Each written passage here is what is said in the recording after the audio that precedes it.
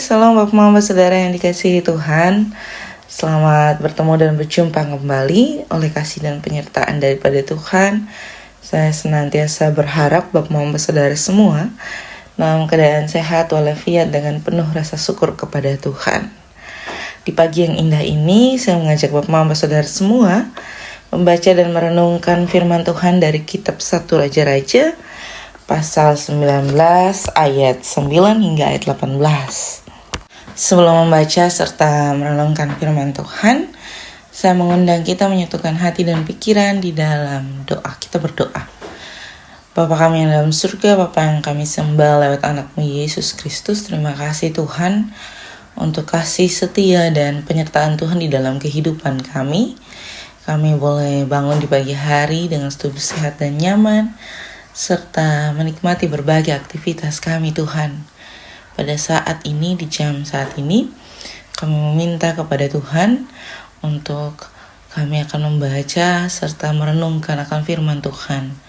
Tuhan hadir di tengah-tengah kami, menguduskan hati dan pikiran kami. Biarlah apa yang kami baca, apa yang kami dengar, semuanya itu boleh menjadi kekuatan bagi kehidupan kami. Mengampuni salah dan dosa kami Tuhan. Di dalam anakmu Yesus Kristus kami telah datang dan berdoa. Amin. Bapak Mama Saudara yang dikasihi Tuhan, pembacaan kita terambil dari kitab 1 Raja-Raja pasal 19 ayat 9 hingga ayat 18. Di bawah perikop Allah menyatakan diri di Gunung Horeb. Di sana masuklah ia ke dalam sebuah gua dan bermalam di situ.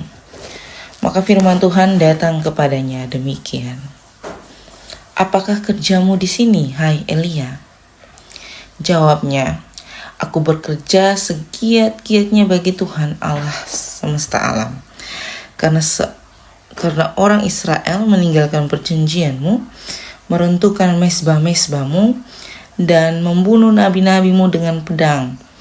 Hanya aku seorang dirilah yang masih hidup, dan mereka ingin mencabut nyawaku. Lalu firman-Nya, keluarlah dan berdiri di atas gunung itu di hadapan Tuhan.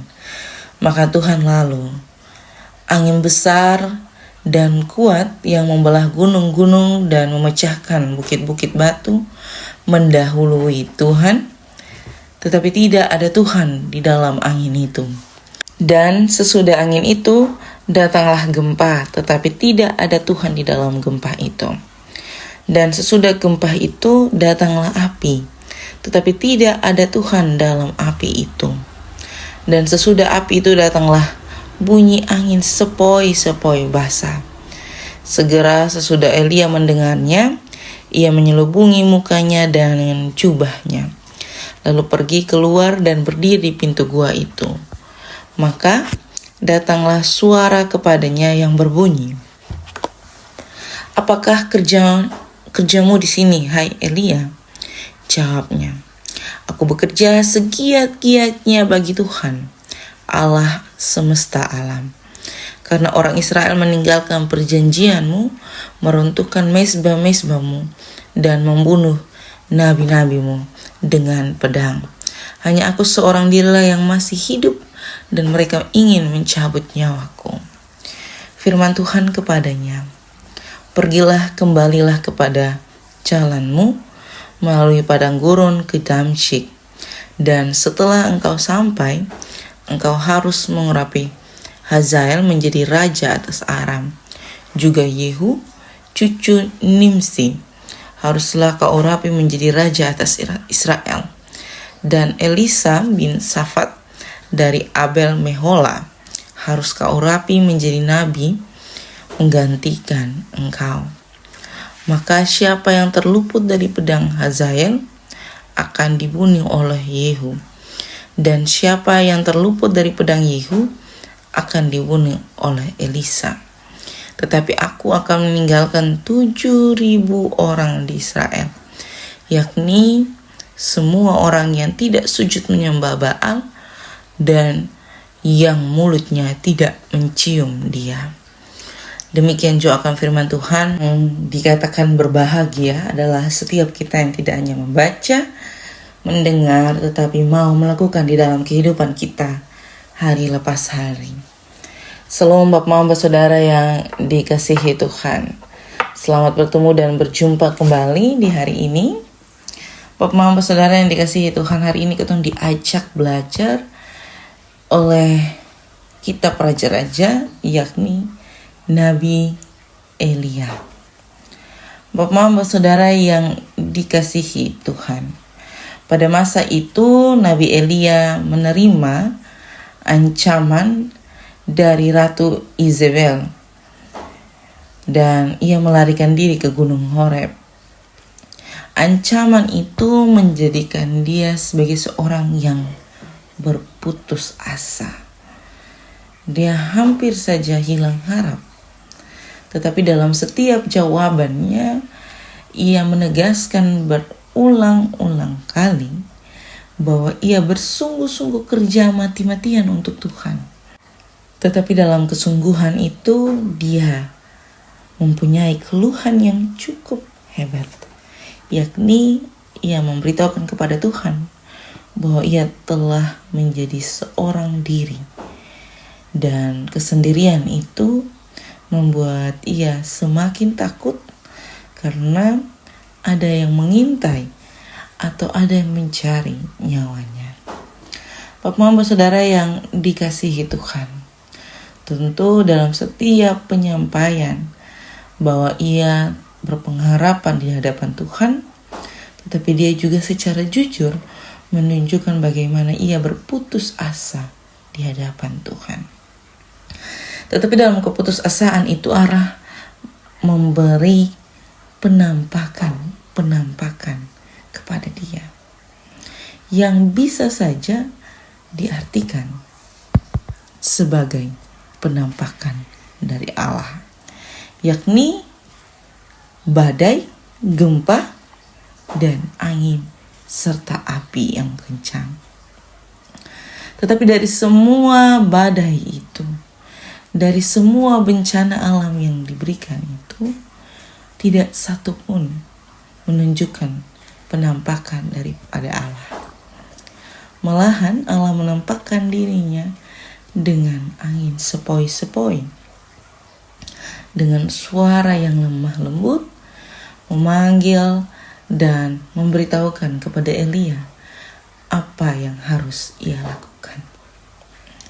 Bapak Mama Saudara yang dikasihi Tuhan, setelah perintah Allah kepada Elia, Allah juga menegaskan kepada Elia bahwa dirinya tidak sendirian.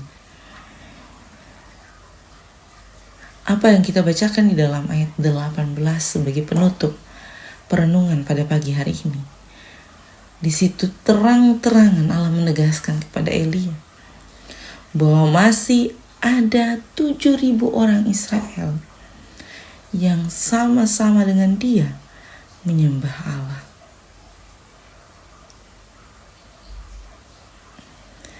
Dengan penegasan ini, Allah memberitahukan kepada Elia bahwa dia tidak akan lagi merasa sendirian, karena Allah ada dan 7.000 orang itu juga ada bersama-sama dengan dia dalam pekerjaannya.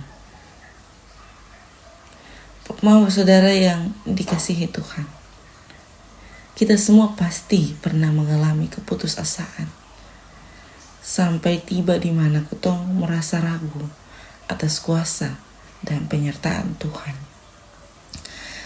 Bukan hanya Bapak Mama, tetapi saya pribadi pun merasakan hal yang sama.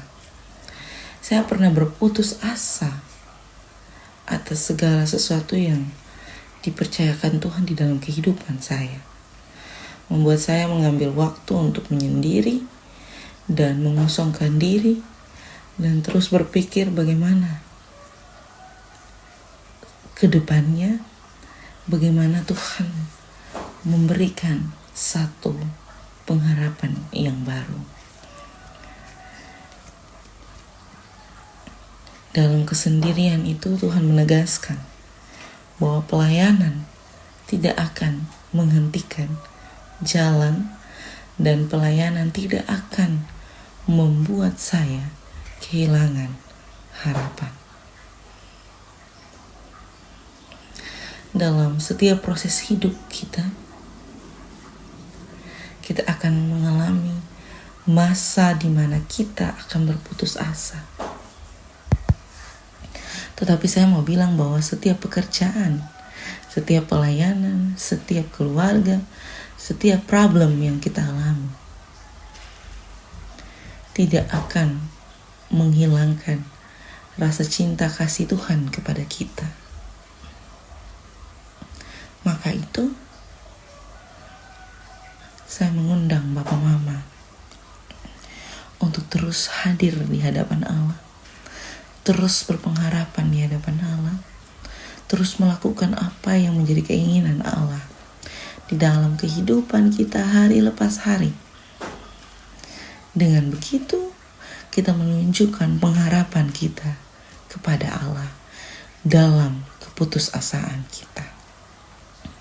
Dan ingatlah bahwa kita tidak pernah sendiri. Ada begitu banyak orang yang mengalami keputusasaan yang sama. Tetapi memang berbeda masalah.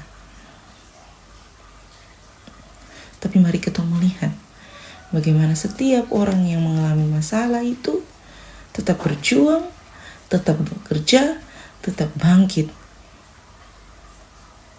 atas dasar di mana Tuhan mengangkat dan menjadikan kita orang-orang yang berpengharapan di hadapannya. Selamat menjadi berkat dimanapun Bapak Mama Saudara semua berada. Tuhan senantiasa memberkati dan menolong kita. Amin untuk firman Tuhan. Untuk menutup renungan pada saat ini, saya mengundang kita menyatukan hati dan pikiran di hadapan Tuhan. Kita berdoa. Bapa kami yang dalam surga, dikuduskanlah namamu, datanglah kerajaanmu, jadilah kehendak-mu di bumi seperti di surga. Berikanlah kami pada hari ini makanan kami yang secukupnya, dan ampunilah kami akan kesalahan kami, seperti kami juga mengampuni orang yang bersalah kepada kami. Dan janganlah membawa kami ke dalam pencobaan, tetapi lepaskanlah kami daripada yang jahat. Karena Engkaulah yang punya kerajaan dan kuasa dan kemuliaan sampai selama-lamanya. Amin. Salam Bapak Mama Saudara sekalian. Selamat beraktivitas. Tuhan memberkati kita semua.